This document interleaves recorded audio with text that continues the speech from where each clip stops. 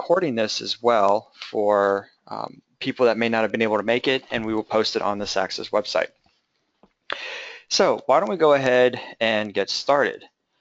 So for this presentation, we are going to be reviewing the graduate school process for everybody, and where we want to talk about what it means to consider your personal needs and how do you narrow down graduate schools. Also, what different types of characteristics and graduate programs are there for you all to be considering, and this can range from admission standards to regions, assistantships, and the focus of the program. Then finally, we're going to talk about the actual application process. What do admissions committees look for? We get a lot of questions about personal statements, and then also contacting faculty. So we're going to start off, and we'll just do a quick introduction. As I said, my name is Dr. Matt Varga. I'm a faculty member at the University of West Georgia. And Tony, would you like to introduce yourself? Sure, Matt. I'm Tony Coppin. I'm a faculty member in the Student Affairs and Higher Ed program at Clemson University in South Carolina. Great. So Tony, do you want to start talking about what they need to do if they're deciding to attend? I'll be happy to. Welcome to all of you who joined us. We're delighted to have you join us. I'm going to sort of start by talking a little bit about, before we get into the nuts and bolts of actually selecting a grad program and program characteristics and admissions requirements and all those other things that Matt and I will talk about. I want to talk a little bit about sort of the pre-process, and for me that sort of involves sort of three sort of areas for you to think about. And the first is really, I think the bottom line is answering the question of why do you want a master's degree, and is grad school the right thing for you? And so I hope that all of you have engaged in lots of self-reflection, lots of conversations with mentors and those folks whose opinion you value, and they've helped you to figure out what do you want that degree to do for you? What will it serve you? How will it serve you? I'm a big proponent that there's a right time to get the degree and there's a right time not to get the degree. And I would ask all of you, as you begin to think about the entire process, of asking yourself, is it the right time? Is this the time for you in your life, given the circumstances that you find yourself in and the other things that you're going on? Many of us have lots of things and other factors to consider. So I would encourage you, do a lot of introspection and think about, what's this master's going to do for me? Why do I need this master's? How will I be able to approach this? Will I be able to fully invest as a student who fully invests and learn something from it? You know, I unfortunately see a lot of students who do it because other people tell them to do it, or because they believe that it's you have to have a master's degree to get a position. And while that is becoming more and more true, that you do need to have that master's degree, I still think it goes back to you and the time and the timing for you. Is that. So do you take a year off after undergraduate and go work, or do you go straight through? And again, I think that's a very personal decision. I guess for me, when I think about getting a graduate degree, it is a very personal and complicated task as you begin to move into this process. You'll see on the PowerPoint there some questions we have posed that we would encourage you to think about and reflect on. You know, I hear over and over and over, what are the factors I need to think about? Well, I think those factors are personal to you. And the questions we pose there are just some of the questions you might want to think about on the initial process of thinking about graduate school. So, you know, what kind of environment are you comfortable or not comfortable in? How important is location? Does location matter? You know, do you have family commitments that you need to be near folks, or is the search open for you? Thinking about your undergraduate experience and how do you get a graduate experience that complements that? And so, for example, if you went to a small liberal arts school, do I want to go to a master's program that's a small liberal arts school, or do I want something different in this experience with that? You know, that same thing goes to, I think, type of institution and the fit for you at that institution. I actually sat through a webinar today from gradschoolmatch.com or something similar to that, and they really talked about the importance of location. So think about those kind of factors as you go through it. But the last thing I probably would say before I turn it back over to Matt would be, realize there's not one right way to get a master's degree. It's the right way for you. And it's just a matter of you thinking about what's important for you, whether that's location, whether that's size of institution, type of institution, the types of student populations you'll be working with. It's deciding what's right for you at that point. I just don't think students do enough on the front end they sort of jump right in and start applying when they really haven't reflected enough on, is that institutional type going to work for me based on what I know about myself? So I would encourage you to spend some time doing that, talking to mentors to help you facilitate that. Matt, I'll switch it back to you to talk about selection. Great. Thanks, Tony. So what does that mean in terms, once you've considered all of these things, how do you find those graduate schools? Well, there are aside from the internet, and if there's specific schools you know that you want to apply to, you can always search for them and find their programs. But there are two databases through two professional organizations. The first one is NASPA, which is National Association for Student Personnel Administrators. And here you can search by institution, institution type, the location, the setting that it's in, the different degree options, area of focus, whether or not there's a GRE requirement, and program requirements such as thesis, comps, portfolios, and those types of things. All of these things, again, are important factors for you to consider um, that Tony had talked about in deciding to attend. I have the link up here directly to NASPA for you if you want to do it. The other one is the American College Personnel Association, or ACPA. This one it's been newly redone, and Tony, correct me if I'm wrong on that. Um, No, you're correct. so some more institutions are being added to it regularly. And here you can search by institution, degree type, state, the area of focus for the program, how the program is delivered. That's something that NASPA doesn't search by. So if it's online, hybrid, or all in person. And then also gives you the option of thesis versus comps. And the link for that one is there as well. And as I said, this is being recorded, so you will be able to get this afterwards to have these links for you. So you can go online and play with these two different tools to find out different schools, because there may be schools that you've never even imagined had master's programs that may be a good fit for you. And a lot of times these tools will be helpful to realize that there are more programs out there than you initially realized. So what are the different characteristics? A lot of times we can get caught up in prestige and rank. What does that mean exactly? And does it matter?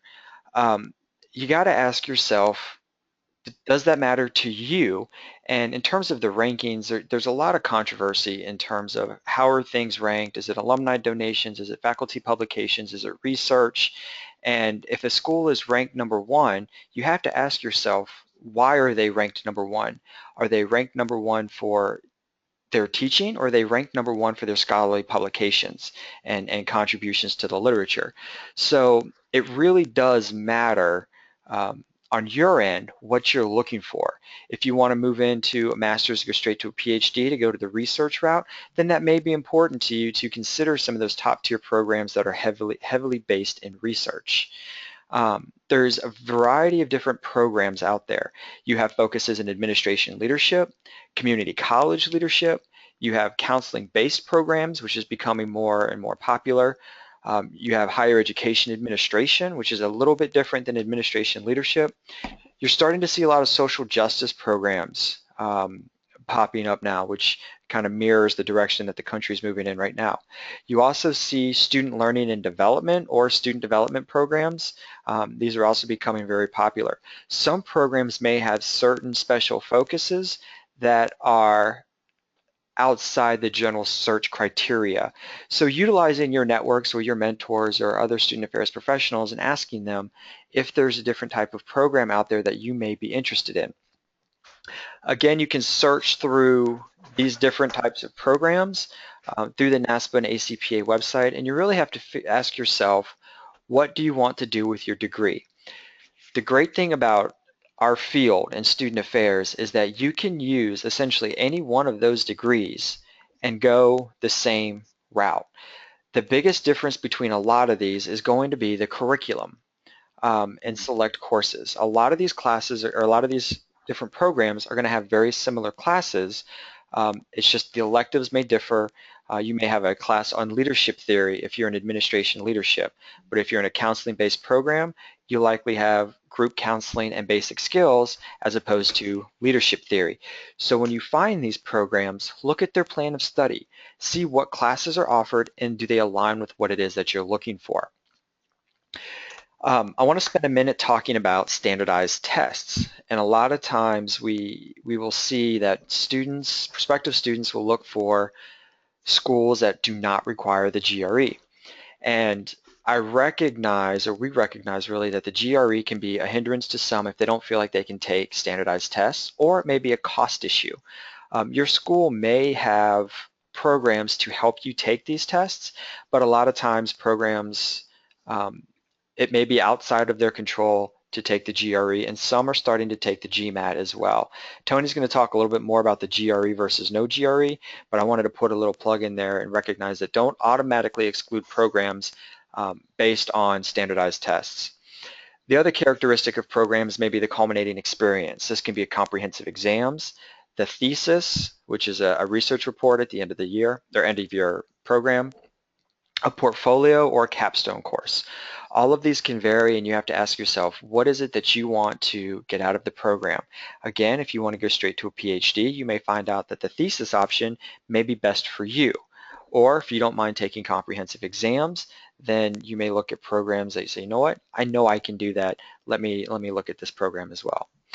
Thirdly is assistantships, and you will find when you're looking that some assistantships have tuition waivers, which covers your tuition, which may cover in-state or out-of-state. It may be taxable income. It may not be taxable income. It all really just depends on the institution and the program.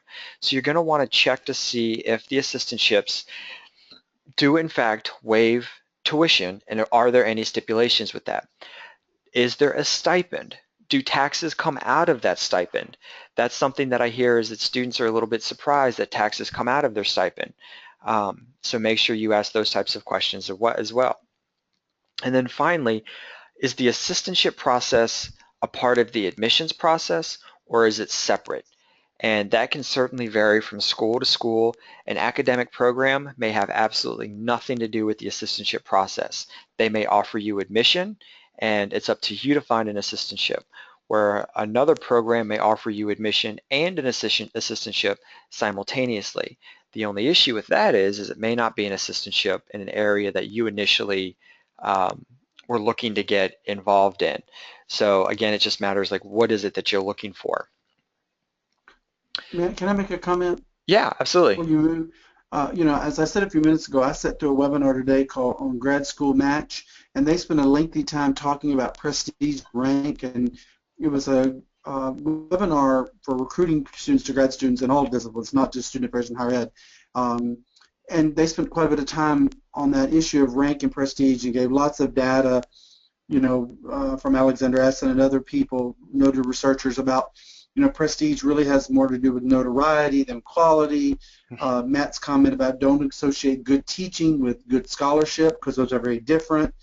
But one thing they said that resonated with me regarding rankings was that students would be better off not to use rankings, but to create their own ranking system and then use that rubric or that Excel spreadsheet to do the ranking, if that makes any sense. So if location matters to you, it's counseling based, it has a portfolio, build your own ranking system to rank the programs as opposed to relying on what other people say are the perfect rank. It was a great reframing of that conversation.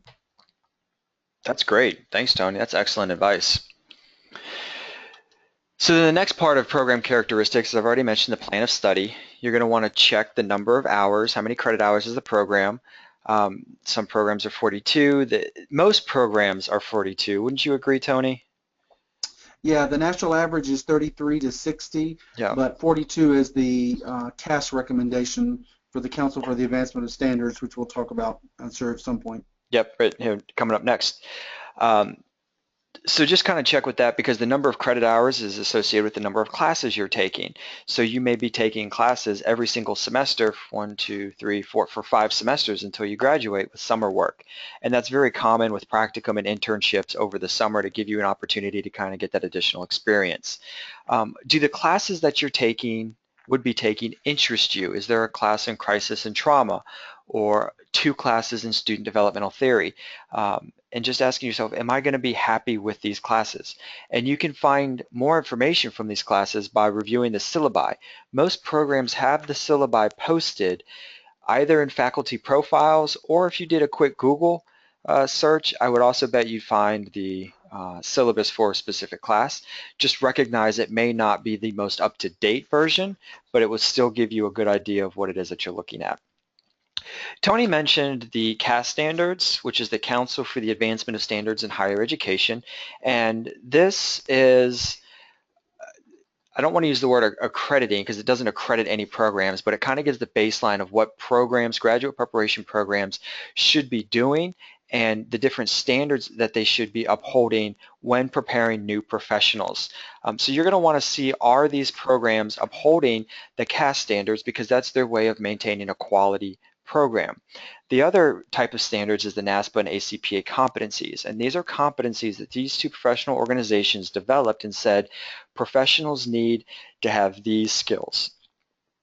And there's varying degrees that programs will look at and say, you know, once you graduate this program, you will have this basic understanding of these competencies. I would encourage you to go on to the NASPA ACPA's website and find these. It's about a 10-page document, maybe a little more, maybe a little less, but it's a very quick read and will also give you more context in terms of what you in fact will be gaining and the skills you'd be obtaining through this program.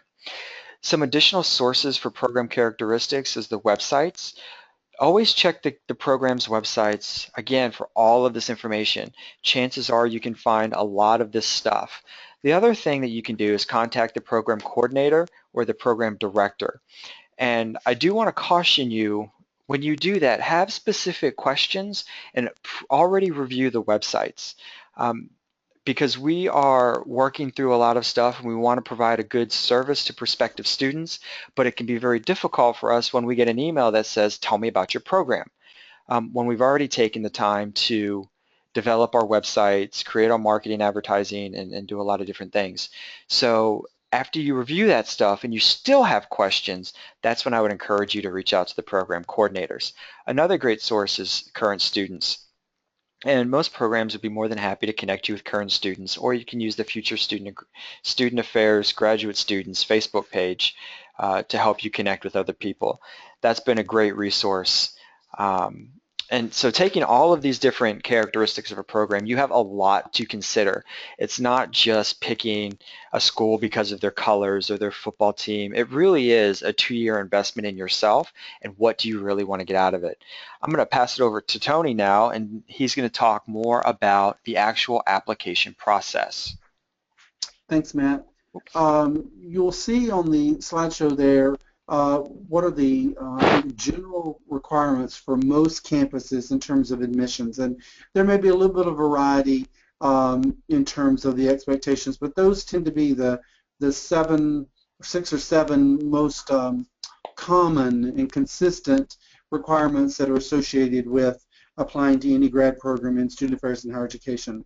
And they're fairly straightforward. We're going to talk a little bit about each of them briefly, but generally there's obviously an undergraduate grade point in your transcripts.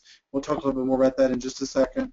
Your GRE scores, if that's required or not, or some other standardized score, maybe the GMAT.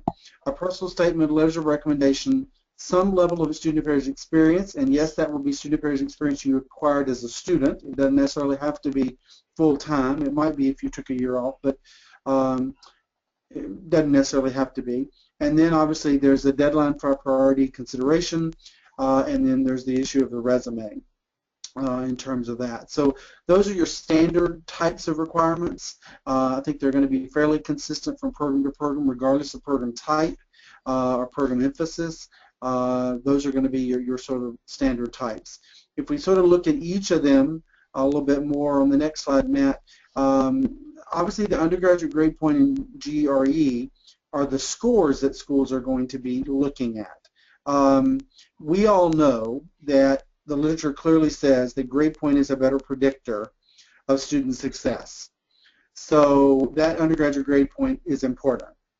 We also know that the GRE can be a predictor for some students for success. I think what Matt and I would say to you is understand the role those two entities play in the admissions process. Some schools have great flexibility, so they may say you have to have a 3.0 and a GRE score of this, and they have great flexibility. That's a guideline. Other schools don't have that flexibility. It's a very restrictive guideline. So the issue of whether it's very strict requirements or not requirements is something I think is really put upon you to ask more about. Some schools will use the GRE score solely for admissions. Others will use a more holistic approach. I think just getting an understanding of how does that school utilize those two, how do you utilize those two scores as part of their admissions criteria is critical. And like I said, there's a lot of inconsistency about how those are calculated in the admissions process. Some put all their weight on one, some put on the other, some put on both, some it's just another of 7 other things that we'll consider. I will say if the school requires a GRE, whatever the score might be, be sure to understand that may mean you need to plan accordingly to take the GRE at an appropriate time. Most schools will want a completed application by their deadline. So if they require the GRE February 1st, you're probably not going to be very successful if you take the GRE on January 30th. So be sensitive to and aware of, I might need to back my timeline up to take that request for that GRE to get that score that school is going to find important as part of that. Again, I can't stress the role enough of every school sort of does that differently. Most program coordinators and faculty are more than happy to say and share the role that grade point and GRE plays within their grad school admissions decisions. It's what I found from many of the program faculty members that I've talked to. The second major part of that is the personal statement. And what I would say to you is many students often don't put enough attention in the personal statement. What I would remind you very clearly is it is the first impression that faculty have of you of your writing ability. Yes, you're going to talk about yourself and you're going to talk about the experiences you had, and et cetera, but it is what will frame their view of your ability to put together a statement, questions and comments in basic grammatical fashion. I don't think they're looking for high-level writing. They're looking for, do you understand basic subject-verb agreement? And is there no grammatical areas, no misspelled words? So I say that before we talk about how to write it. Remember, it is their perception of your writing ability with that. And many of us who do use the GRE, for example, will rely more on the writing score than will be on the math score, particularly for a non-thesis campus. Other things I would say when you think about your personal statement, it really does involve sort of 3 parts. What have you done? What are the things in student affairs that you've done that you're proud of? Or things that you've done outside of student affairs that you're really proud of? Maybe some other things that you've been involved in, even in high school, or some things you did in college that weren't student affairs related, but you really think they show your ability to be successful. And then obviously, what are you currently doing? And then the other part of that personal statement is, what's this degree going to do for you? What's it going to do for you in your future? Talk to me about why this degree is important versus getting a degree in public health. Help me understand how it's going to help you in your career and professional development as you move forward. We have the word brief on there. I would say your challenge in writing a good personal statement is, how do I provide breadth and depth? How do you do both? How do I give enough depth, but I've also got to be fairly brief because faculty are not going to read 5-page personal statements. So you got to be concise and succinct, but also give me really clear examples of who you are. That personal statement is building a picture of who you are and how you're going to help come to my campus or come to anybody's campus and be a part of their academic program with that. So it is a way to share your story, to express yourself. I would also be remiss if I didn't say it is also your opportunity to explain anything about your admissions packet that you think is going to raise questions. For example, if you didn't do well on the GRE, then tell me why you didn't do well on the GRE. You know, fill in the gap for me. Don't assume I will know that.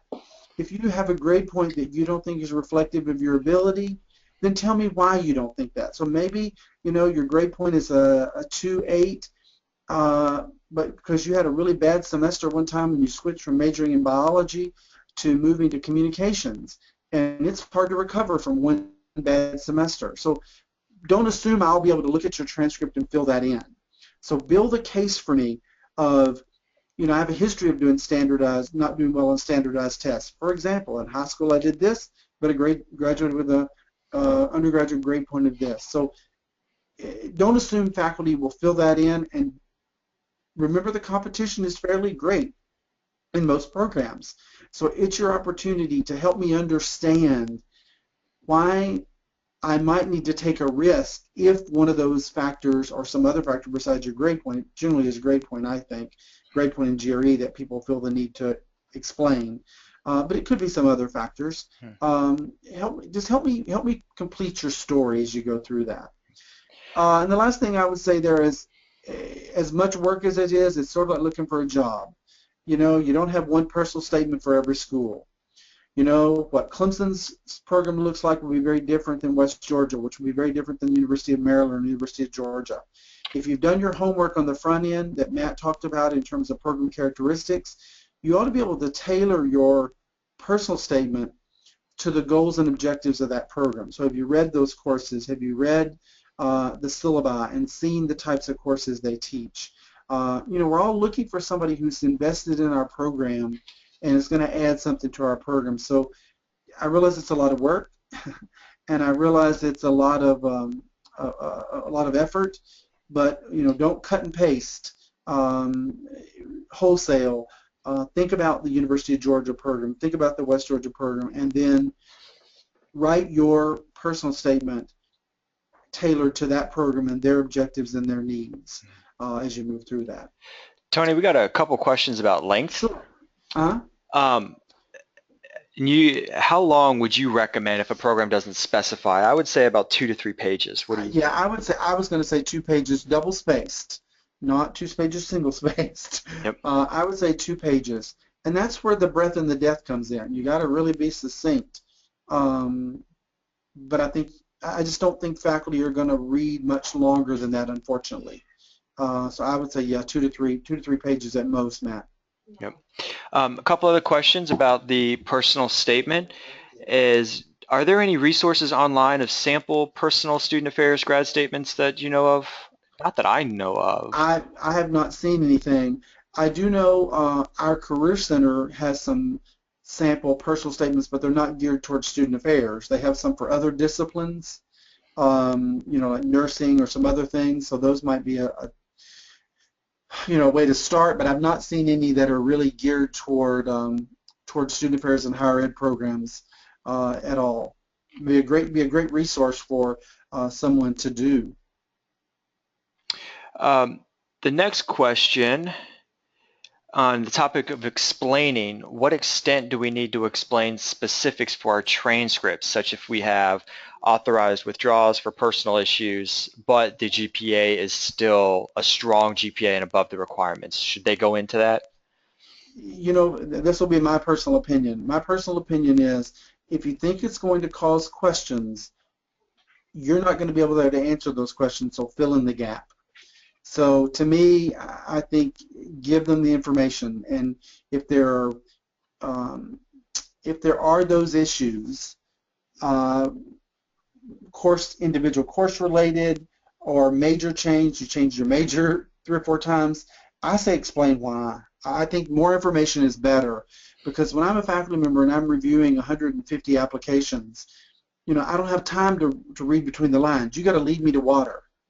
You know, you got to get me there and make it easy for me. So the easier you can make it for program faculty, the better. I Yeah, think. Matt, you may have a different opinion. no, I completely agree. And my thought on the personal statement is don't be afraid to be vulnerable. Yeah, Because like Tony said, you're telling a story.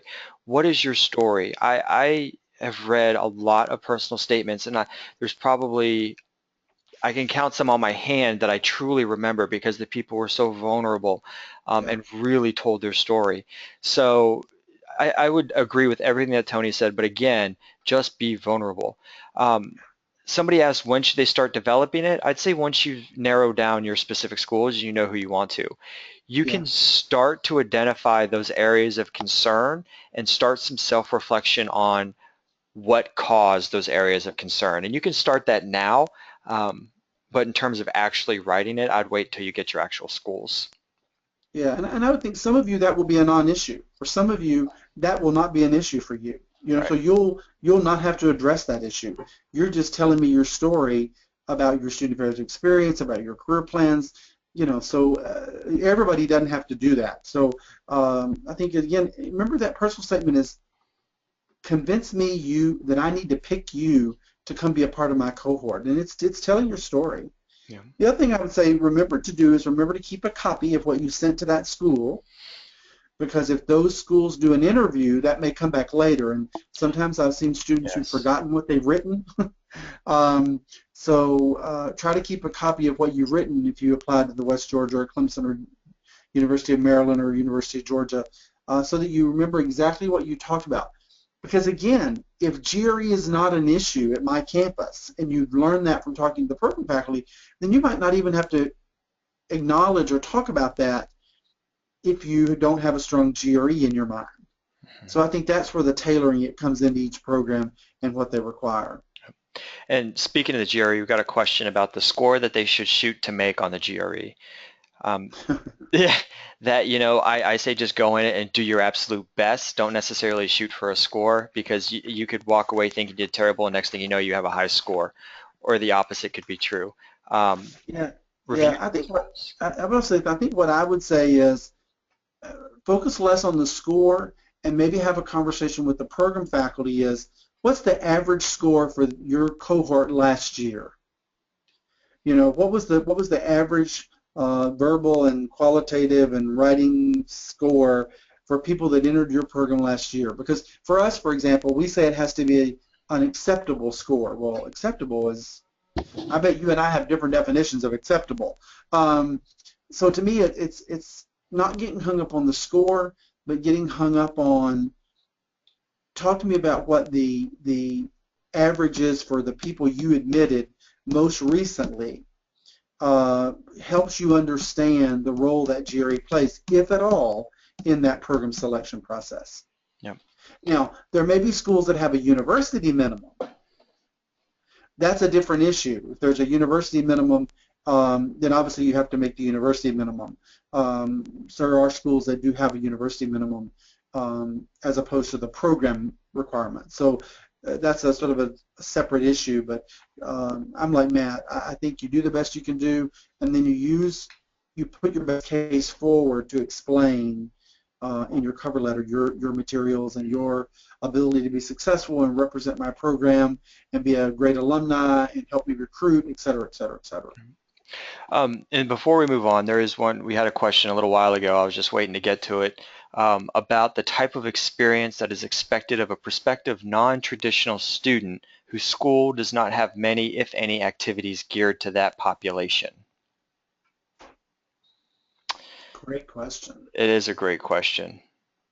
This would be my personal opinion, and I think, and I personally recognize that you are getting a master's in this field to gain that experience. That's what the assistantship is for. That's what the practicum and internships are for. So as long as you, in the personal statement, you acknowledge that that may be lacking and that's why you want this program is to gain that experience, I personally can overlook that. And for me, it's not a matter of how involved were you in undergrad, it's how involved do you want to become and who do you want to become as a result of those experiences.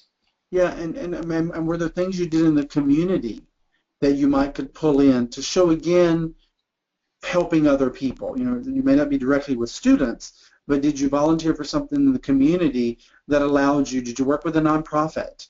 Those kind of things I think are ways, again, to show your commitment to learning, your commitment to inquiry, your commitment to helping other people, sort of that servant leadership concept. With that, I think Matt's very, very correct on that.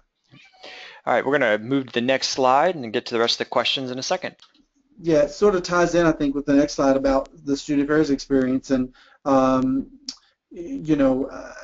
I think what you're really trying to convey in that personal statement is that you understand that student affairs is a discipline, that student affairs is a profession, and there is a body of knowledge and a body of literature that frames our profession.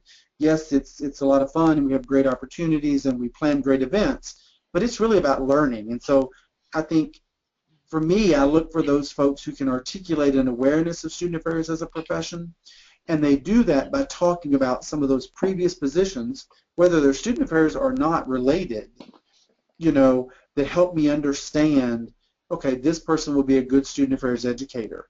So maybe you were in an honor society, which has nothing to do with student affairs, but I could use that as an example of helping students in the learning process.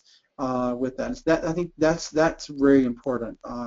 I think, in terms of what people look for in that statement, does that student illustrate that they know what student affairs is, as opposed to sometimes you feel like they just sort of picked it out of a catalog and didn't really understand what the discipline itself was about. Even though we know they're learning that, but at least show me some level of knowledge about that. Also, programs are going to typically require letters of recommendation. 3 is the sort of standard number. What I would say to you is, if at all possible, I would have one of those be from a student affairs professional who can speak to your knowledge of student affairs, your commitment to students, the ability to collaborate, the ability to get along with other people, good interpersonal skills, et cetera, et cetera, et cetera. Sort of the work ethic that you bring to the environment.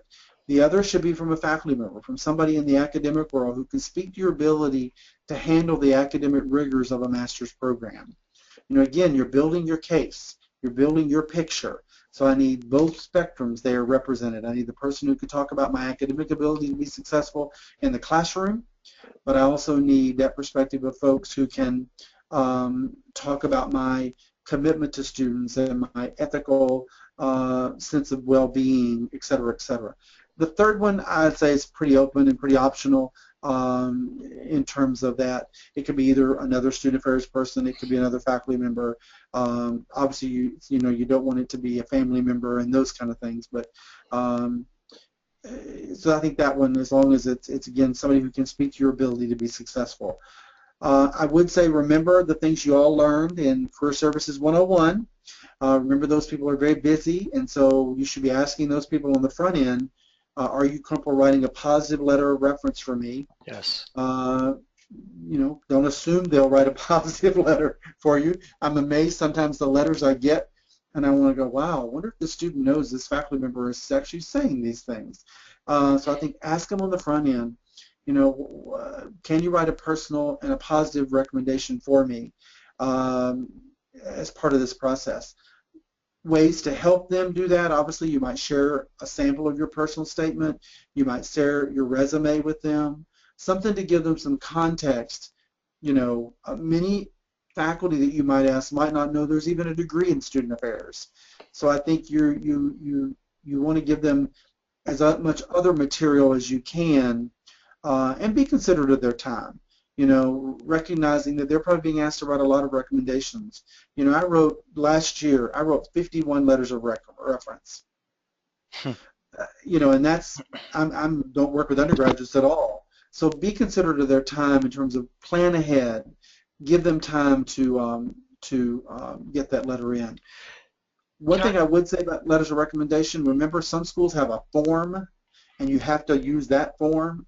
Others allow you to upload a Word document. Find out what that faculty or that student affairs person is going to need from you. Are they going to get a link that they go on and upload it? Are they going to give it to you and you submit all your packet together? Make it easy for that faculty member or that student affairs person. Can I add something? Sure. It's exactly what you just said. Make it easy. Give them everything they need on the front end. Give them Yeah. 2 to 4 weeks. Give them the resources. Give them your resume. Give them I mean, everything that they need to do it.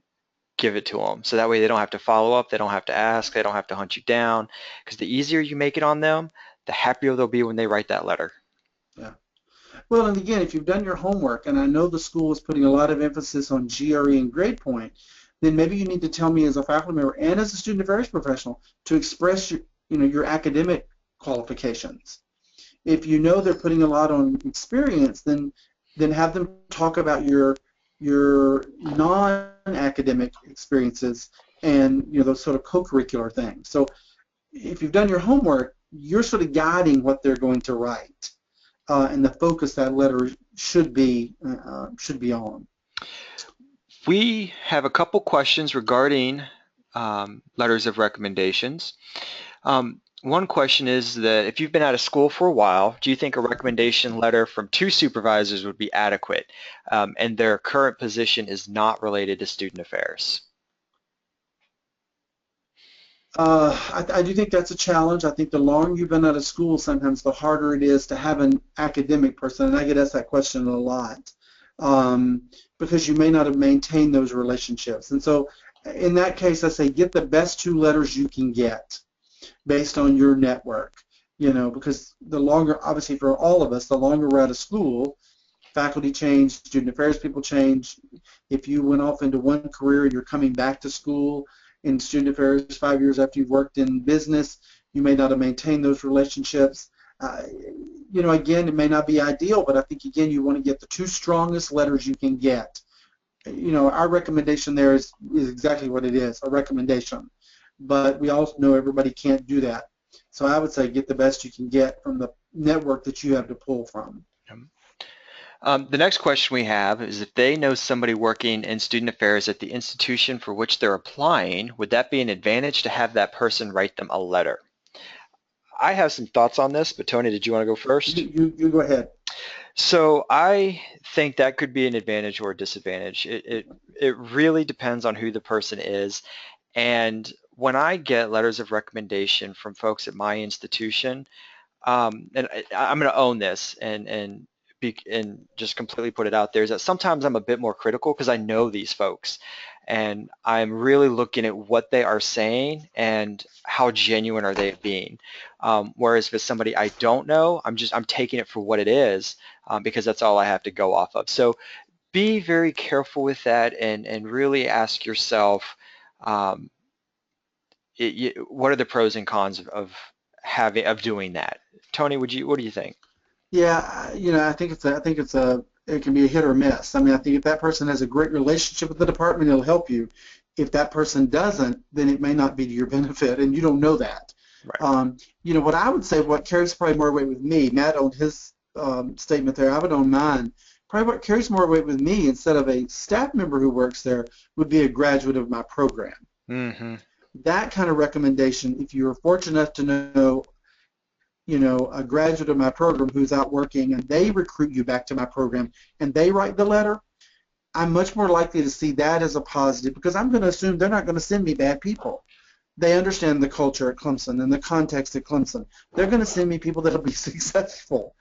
Now, again, not everybody has that opportunity, but to me, that if I had the opportunity, that would carry more weight than a staff member. Again, though, bottom line is, can they write you a good letter? Right. And talk about your strengths and weaknesses and your skills. Absolutely. The next question we had is if a student hasn't connected strongly with a faculty member to write a letter of rec, would this be something that they would attempt to explain in their personal statement? Sure, I would definitely say, I graduated 3 years ago. I didn't develop good faculty relationships. Therefore, it was a struggle for me to find someone. I think that's more than appropriate. I personally, that would not be an offensive thing to me. Again, give me the context. Yep. Give me the context. Yeah, I completely agree with that. And there was a second part of the question that you answered as well, and reach out to the program as well and say, I've have very strong relationships with student affairs professionals. Is a faculty letter um, critical? Would that hurt me if I didn't have one? Um, or you could just take the approach as well as putting in your personal statement. I think either would be Right, fine. right. Yeah, and I would also say, remember, they don't necessarily have to be a student affairs professional from your campus. If you have been fortunate enough to participate in the NASPA Enough program, or you've been to an undergraduate conference, for housing or orientation leaders, it could be a student affairs professional from another campus. Mhm. Again, just somebody who can speak to your ability to be successful, represent the program well, handle the academic rigor. That's what we're sort of looking for, I think, in that whole letter of recommendation. To me, letter of recommendation sort of complete the story. They round out the picture. I've already gotten a picture from your personal statement, your transcript, your grade point, your GRE. That letter of reference sort of rounds it out. It sort of finishes the rest of the story for me from a letter of recommendation point. Yep. We have some other questions, but we'll get to them here at the end. We just have a And you may acknowledgement. talk about the last one. You may talk about Oh, the go back one more. You may talk a little bit about oh yes. campus interviews. Yeah, the other thing that sometimes and often is a requirement is some sort of campus interview. Some students will do that. Some students will not do that. Or some campuses will do that. Some campuses will not. Um, Generally, those students or those campuses that have campus interviews require your application to be complete. There will be an invitation for you to campus and interview either for the program, for the assistantship, and or both, depending on how they're doing that. Those campus interviews typically take place between February and April in terms of time of year. I will say be prepared sometimes to have to make some hard decisions. There's a lot of grad programs and a lot of good grad programs, but there are only so many weeks in those months, and sometimes we end up having them at the same time. Um, and so you might have to make some choices about where to go, or some schools might let you do a Skype interview. But that campus interview process will sort of complete that interview. Some schools you're already admitted before you get there, and you just come interview for assistantships. Others, that on-campus interview is part of the actual admissions process, and decisions aren't made till that's over with that. Last thing I think we put up there was to talk about missed deadlines. Many programs have a deadline for admissions. Some have rolling admissions. But those programs that have a deadline, I can't stress enough, it's a deadline, not a guideline. Some programs will use that deadline pretty clear to form a distinction between consider and not consider. If you're into the rankings and the prestige, and you're applying to those programs that give a lot of applications but don't take very many people, missing a deadline will probably get you not even considered in that process. Now, other schools have a rolling admissions, or they have admissions open until their cohort is filled. So if they know they're going to admit 20 people, they'll do it that way. I guess my point there is find out what the deadline is. Find out is that a drop dead deadline, and how does that deadline play into the process as part of the admissions criteria with it. And I just don't think you can stress that enough. And the other question to ask is, does my application have to be complete by the deadline, or can it be partial? Mm-hmm. Some campuses it could be a partial. My campus, for example, it has to be a completed application, meaning the GRE has to be there. Now, we'll take your unofficial GRE score, but that has to be a part of the packet. So you can't have taken the GRE a week before because it will not be there. So, just ask the issue of the deadline and how the deadline plays into their process. Well, it seems we're getting earlier and earlier with deadlines. It used to be March 1st, April 1st. Now we're seeing December 1st, January 1st, February 1st. And then again, you have other schools that have rolling admissions. Again, ask the question. Yep.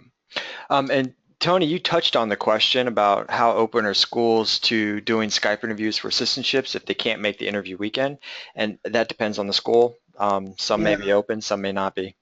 There was a great discussion on CSP Talk, which is a listserv for faculty, I guess probably in the spring, Yeah. about what schools offered alternative mechanisms for folks to interview for graduate assistantships.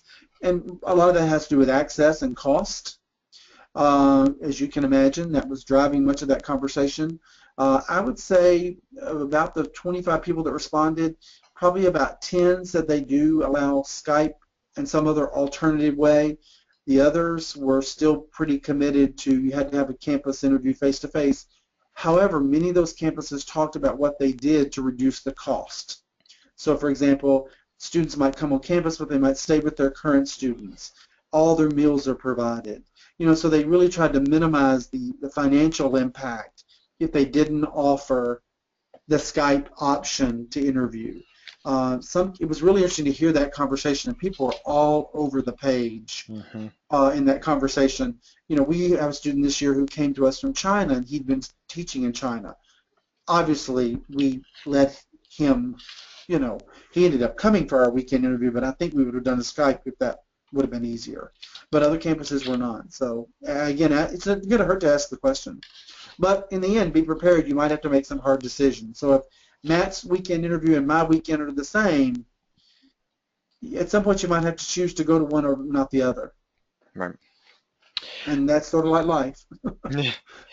Tony, you want to do a quick acknowledgement on our sponsor for tonight, and then we'll get into the rest of the questions. Yeah, I would just say, again, thanks to Matt for helping organize this and to Brad, who unfortunately is not able to be with us. Matt and I are heavily involved in SACSA, which is the Southern Association for College Student Affairs Officers. It's a regional generalist student affairs organization that makes up 15 states from Texas to West Virginia. And Matt asked me earlier, could I name all 15 states? I probably could, but I won't. And encompasses those 15 states in D.C. There are lots of different levels of membership, from student memberships to associate memberships to full memberships. With that, we do have an annual conference that's coming up October 31st in Greenville, South Carolina. At that conference, we generally, if you're planning for maybe some things down the road, there's generally a graduate and undergraduate student summit. That's an integral part of that. This year will be the first year we've done the undergraduate summit, but the graduate summit we've done for a while. One of the things I would say that are the benefits of SACSA as an organization would be we have a great journal called the College Student Affairs Journal that comes out twice a year. It's a refereed journal with the latest research related to students and college students and higher education.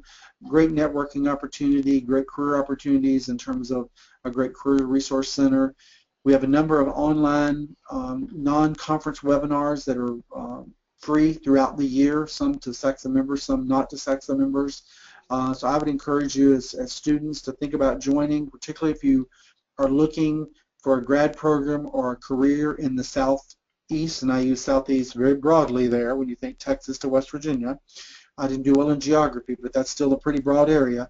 It might be a good organization to begin to develop some of those networks, develop some of those relationships with. You'll meet many of the faculty. There's 29 faculty coming this year to SACSA. So it might be something you want to consider in the future, and we're glad to be a part of this. Glad we did a webinar in the spring, and hopefully we'll be able to continue the partnership. Great. So some of the last questions that we had, one person asked, in terms of undergraduate study, does the field of study influence the success of an application? So having a degree in fine arts versus hard sciences, does that work for or against somebody? And for me, I'd say it doesn't. It's more about what you made of your college experience. And did you get the undergraduate degree before you, or will you have the undergraduate degree at time of the graduate program? And sometimes that may sound like an obvious, but life happens. So just be conscientious of that. I was a philosophy and religious studies major and have 2 degrees in higher education. So it's really, no, I would say no, it doesn't matter. Yeah, I definitely think it doesn't matter. I think because we don't generally have a lot of undergraduate degrees in student affairs and higher ed, students come from all over: biological sciences, communication, psychology, electrical engineering. Many people find out student affairs. They don't know that it existed as a profession. So I don't think your undergraduate major, the discipline will hurt you at all or help you at all. The other thing, Matt, we didn't talk about, just before you have another question, is one of the other factors that, as I sit here looking at our PowerPoint, and should have caught this before now, but the other thing I would say for many of you, another factor you might want to look at is the diversity of the program.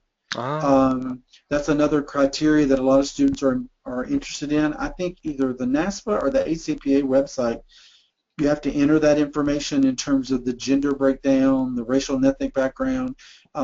Again, if diversity is important to you, now some of you, the diversity may be geographic location or other kinds of diversity, but if I think ACPA or NASPA, I can't remember which one asked that, they focus on gender and racial and ethnic diversity.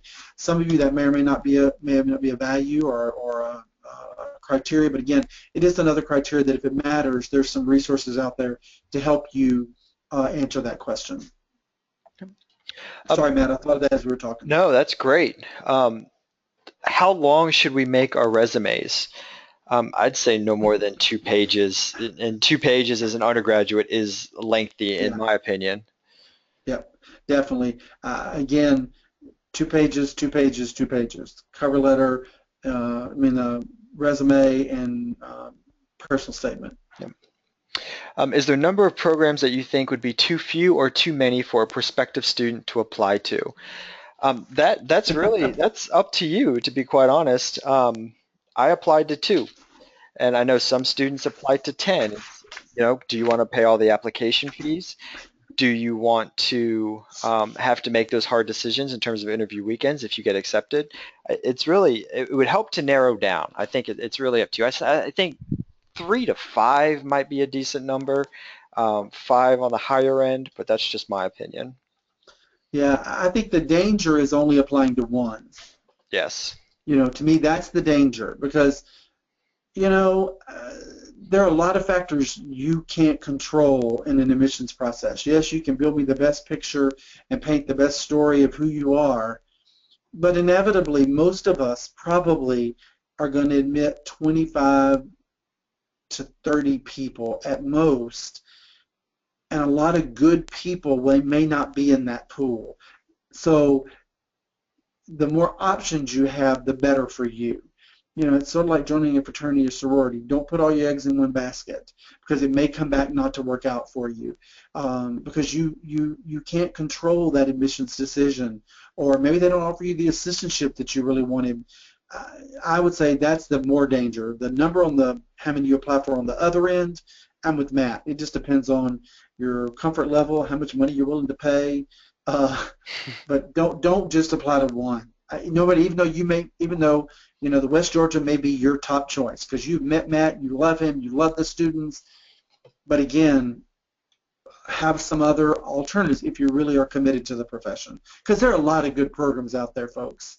Yep. I mean, a lot of good programs, and most of us can be and find a place for ourselves in many different programs. Mhm. The next question, it's an interesting one that I think is a fantastic question. Is it still all right to consider a school that we may not be able to visit or see um, before they make their final decision on grad school?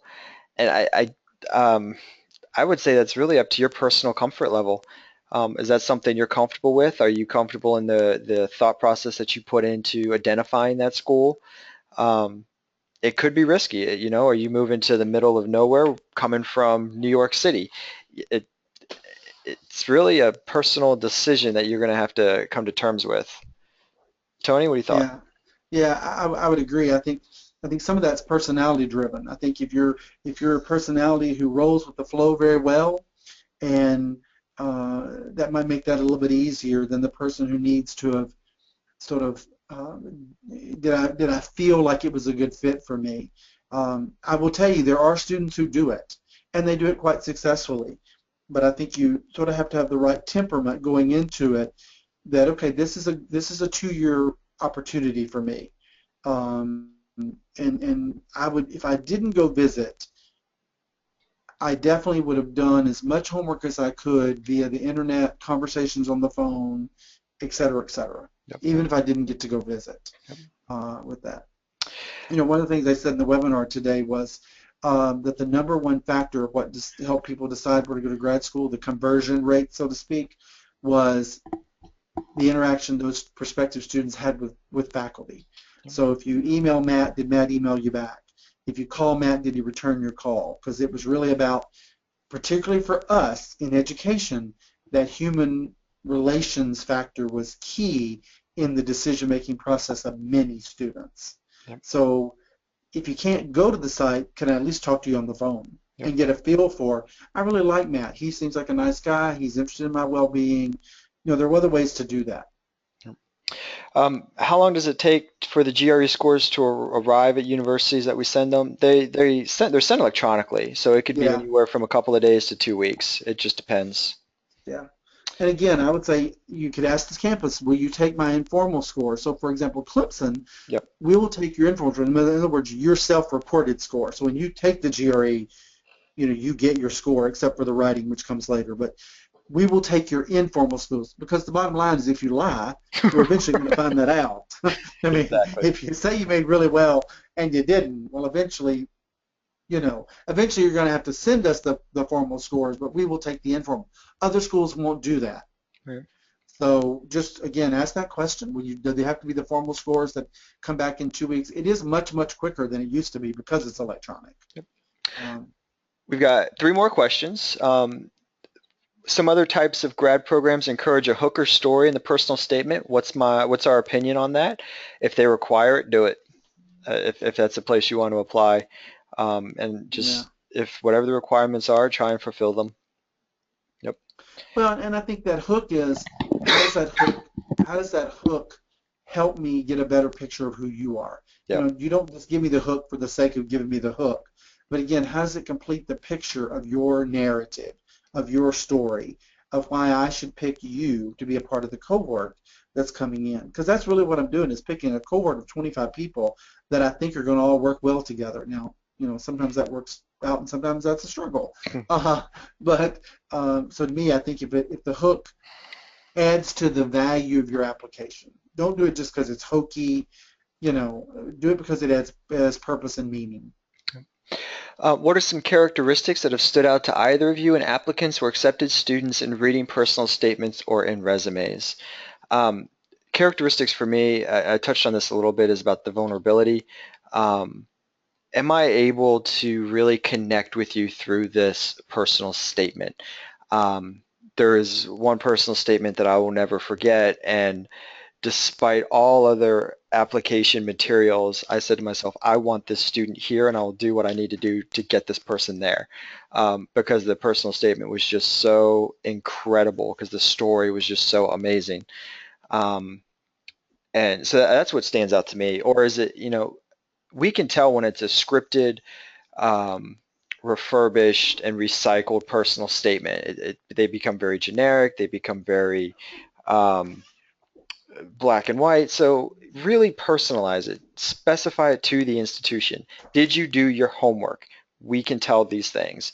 And it'll tell us that if you didn't take the time to write this personal statement to the individual graduate program, what does that say in terms of the time you will take for the actual assignments and engagement in the class? Yeah, for me, I think some other things I look for is not only is the vulnerability, but also the the uniqueness. What have you done that's unique? Yeah. There are a lot of common experiences that many of you've had. Orientation leader, work in housing, been in my fraternity or my sorority, been president of student government.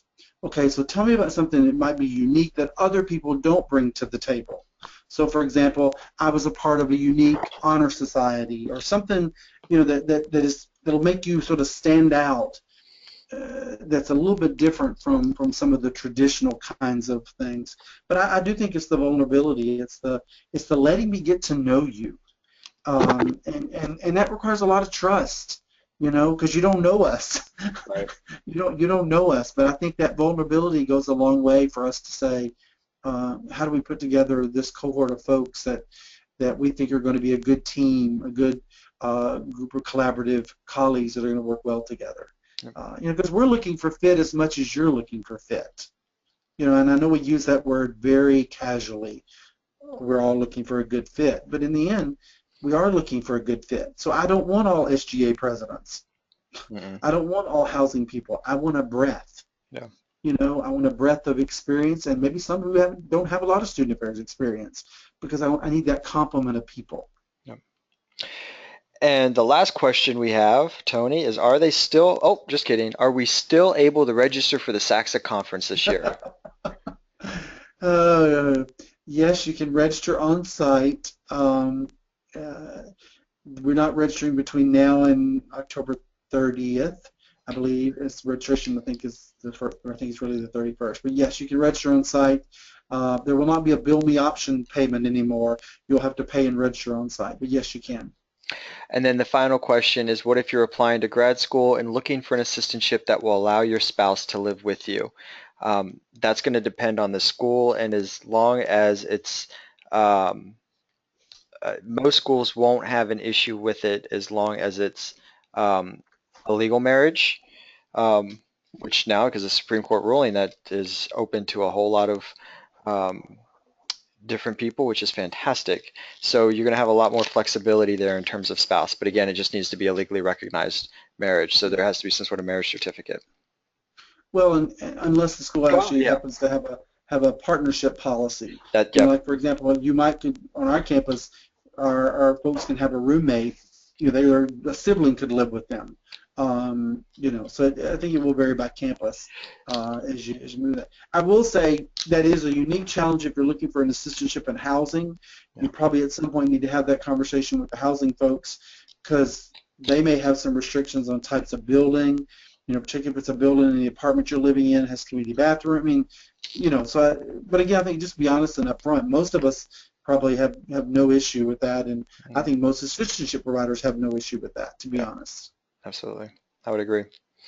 Well, we are all out of questions, and I hope everybody enjoyed this. We have been recording it, and we will post it on the SACSA website, and I will also send it out to the future student affairs. So if you want to pass it on to friends or any others that you think might be interested, please do so.